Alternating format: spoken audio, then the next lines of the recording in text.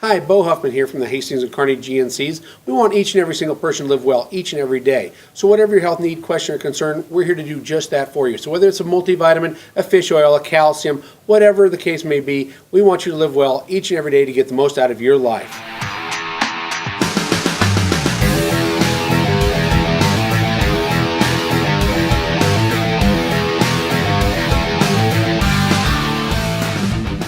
Hey guys, welcome to the Sports Hub, brought to you by GNC. This guy is Nathan Hart. I'm Connor O'Gara. We have conference tournaments approaching. We're going to talk about the RPAC tournament in a little bit, but we're going to start off with 3 stars as we usually do. Nathan, it's going to start with Austin Frazier of Elm Creek. He had a big game last weekend. Yeah, just one of those nights where he goes off. The senior was averaging 4.7 points going into Saturday's game against Kennesaw. He goes 7 for 10 from the three-point line, scores all 21 points behind the three-point line. What a game for that senior. Yeah, really had a big game for him. And on the girls' side, Rochelle Wendland, I saw her game last night against XL. Listen to this stat line. 11 points, 20 rebounds, 7 assists, 5 blocks, 4 steals, and a big 57-41 win over XL. And yes, XL doesn't necessarily have the height. Kelly Cooksley's team plays with a bunch of girls who are about 5'3", but this just goes to show how good Wendland can be if she's not accounted for physically, because she is as good a rim protector as there is right now, at least in D1, and she really makes a difference in the game and really is such a big factor for Rappo. Another star who came up big over the week was Holdrege's Rachel Jeldon. She scored 38 points, had 12 rebounds, and a 57-46 win against Beatrice on Friday. Pretty remarkable. It wasn't a stat-stuffing game against a weak team. Beatrice is no slouch. For Jeldon to score 2/3 of her team's points on the road, pretty remarkable for the Holdrege senior. We're going to talk a little bit more about Jeldon, aren't we? We will. They have a big game coming up. Yep.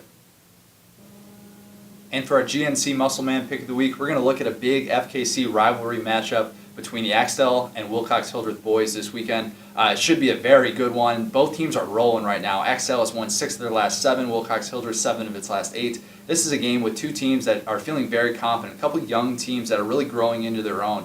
Axtell, I got a chance to see them on Tuesday night. They got a nice win on the road against Rappo. Wilcox-Hildreth, this is going to be their toughest road test of the season. They have not had to face a quality D1 team on the road like Axtell. This is just going to be a really good matchup. I just think that with the talent that Axtell has between Brant Runge and, of course, Adam Lundeen, a couple guys that are just difference makers for that team. I think this is going to be a really close, good defensive battle, but I think ultimately Axtell comes out on this one 48-46.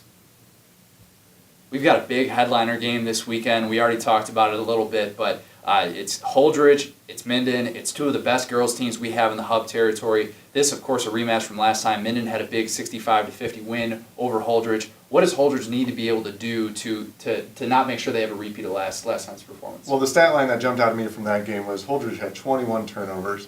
I don't know the possession numbers, but that has to be a turnover once every 4 possessions or so. It's a lot. Yeah, you do the math there. You cut those turnovers in half. You're getting yourself an extra 10 possessions in the game. 10 possessions, that's 10 or so points, suddenly right back in the game. Holdrege can cut down on their turnovers, they'll be right back in the game. Now, you were at the Minden game where they were tested by St. Cecilia. Was there a blueprint there for beating what seemed like an unbeatable Minden team? St. Cecilia had the advantage. They had Minden on the ropes late, but Minden was able to extend possessions with getting offensive rebounds. Jamie Kissinger was huge in following up her shot and being able to extend possessions.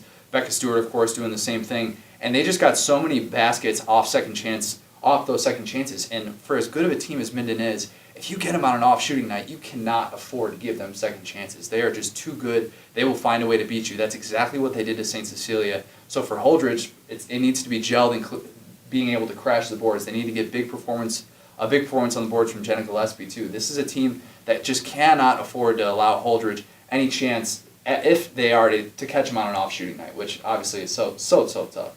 Should be a great game. Like you said, 2 of the best teams, one of the games that's just been circled on the calendar since basketball season started. Yeah, and Holdrege only has 1 loss at this point. Their only loss is to Minden. Minden undefeated, of course. They're going to look to get to 17-0, and they will have a really tough test with a healthy Holdrege team. And we talked about it earlier, but we have conference tournaments getting going this weekend. The RPAC tournament starts on Saturday. Nathan, we're going to talk about the boys tournament. What exactly should we be looking for in that one? Well, the first thing that jumps out to me is on one side of the bracket, you have Southern Valley as the 1 seed, Bertrand as the 2 seed. Now, they would say they're not allowed to look ahead to that semifinal matchup, but we are. No. We're allowed to look at that. I would assume that's what will happen. Bertrand versus Southern Valley potentially to make the championship game. That would be a rematch from a couple weeks ago. Southern Valley won by 8. They did it without their leading scorer, Hunter Quinn. The big question would be, can Bertrand get a little revenge in maybe a more important game? Here's a Bertrand team that hasn't had too many quality wins yet. They've lost 3 games against quality opponents, but they're still looking to pick up one good quality win. They could do that. For Southern Valley, they've been tripped up recently a couple times. They can get back on track, kind of get the ship righted as they head towards potentially another state tournament run. And on the girls' side, it's going to be really interesting to see the way that this unfolds. Arapahoe, obviously the targeted team, and Dundee County Stratton on the other side of the bracket. But for Arapahoe, they might have to get past a really good Southern Valley team, a team that's improving, a team playing well right now at 9-6. And for Arapahoe, like I said, I got a chance to see them last night.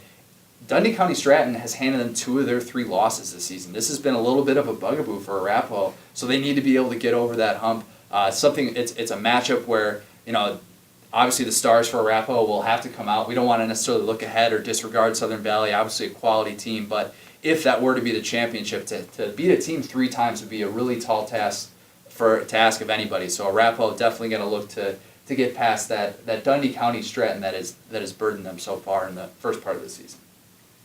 I wrote a feature earlier in the week on Peyton Cutterback, who's 19 rebounds away from setting the Kearney High career record for rebounds. So you're definitely going to want to go check those out online and print, wherever, and make sure that you're following us on Twitter at CJ O'Gara, at NMHart.